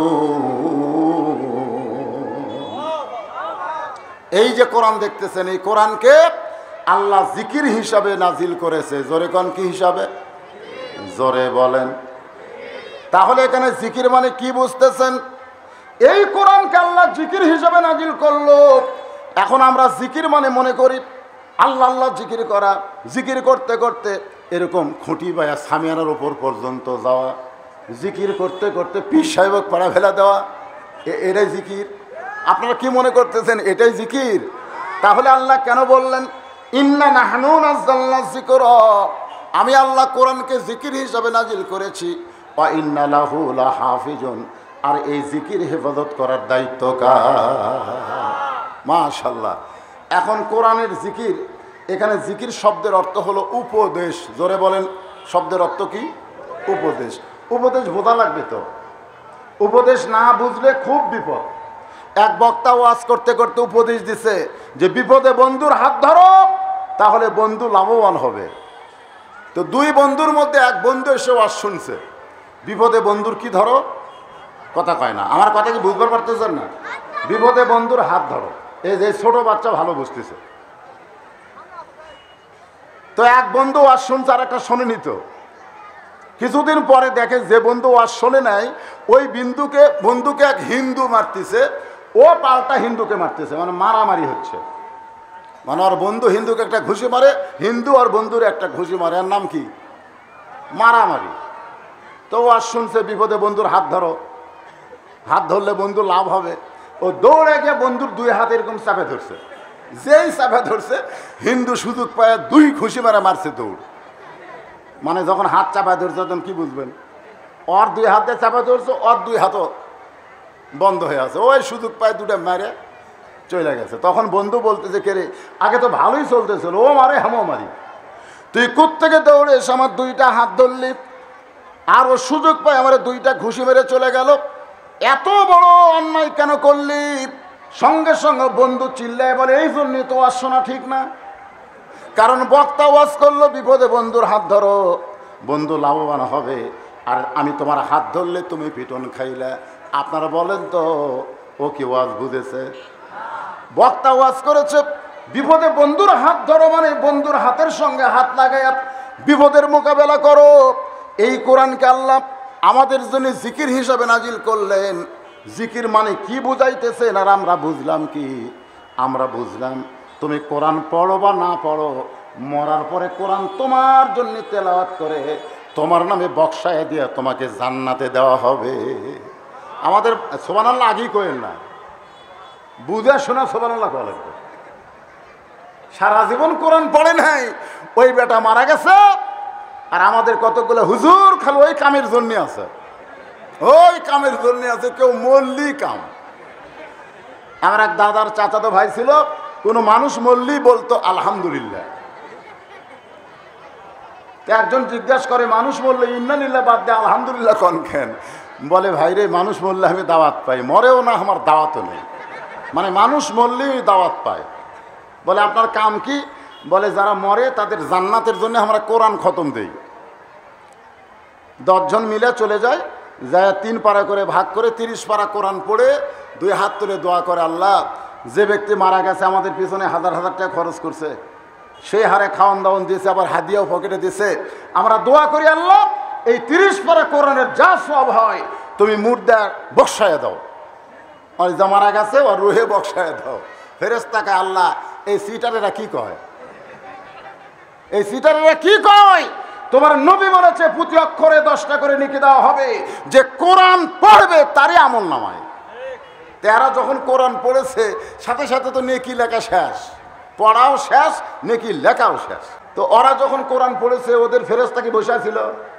আপনারা কোন তো যারা কোরআন পড়তেছে তাদের কান্দের ফেরেশতা কি বসে আছে যে খতম শেষ হওয়ার পরে সব লিখবে?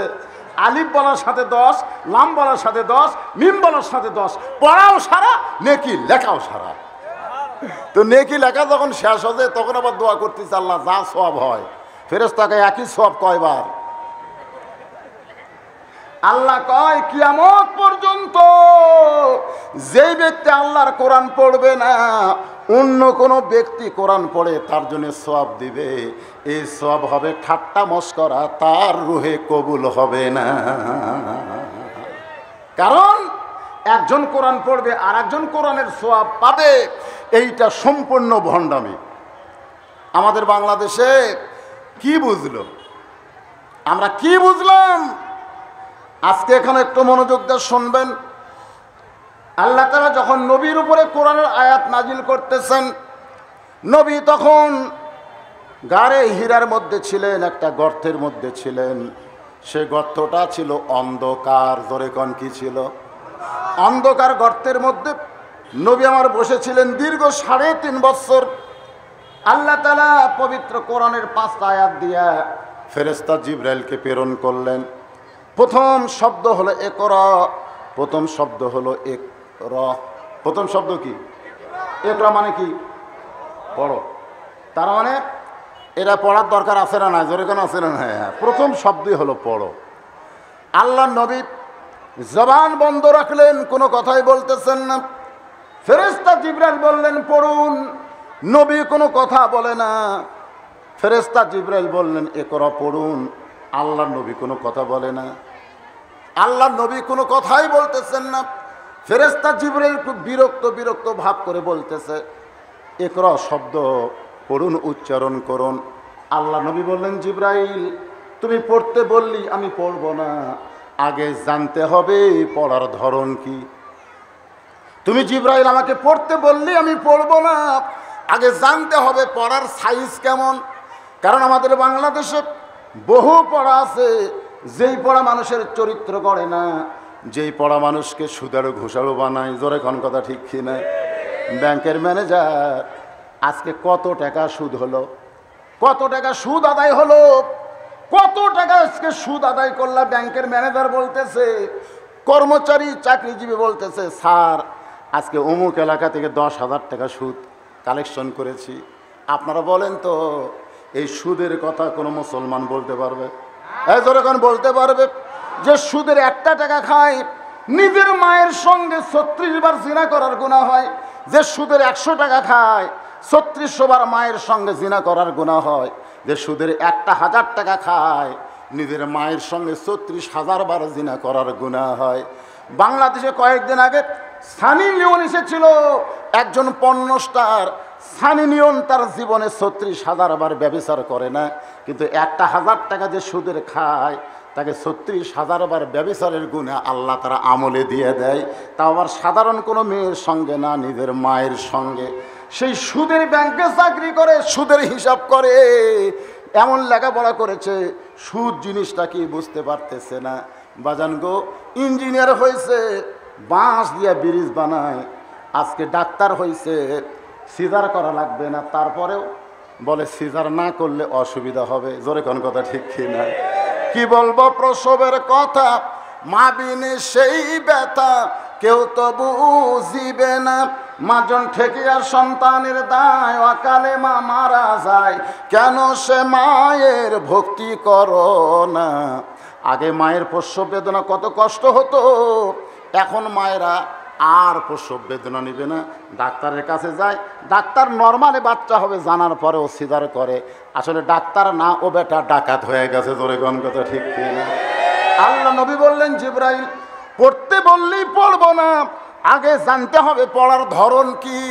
এই বাংলাদেশে বহু ধরনের পড়া আছে, পড়ার পরেও মানুষ দুর্নীতি করতেছে, শিক্ষিত হওয়ার পরেও মানুষ খারাপ কাজ করতেছে।